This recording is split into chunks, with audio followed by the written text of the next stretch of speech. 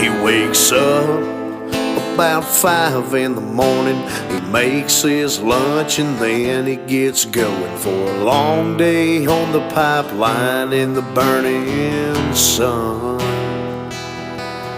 He shows up and then he rolls out. He's got 12 to go and some pipe to weld out. So he cranks up the Lincoln and waits for it to idle down. He'd rather drink, he'd rather hunt, he'd rather go fishing or work on his truck.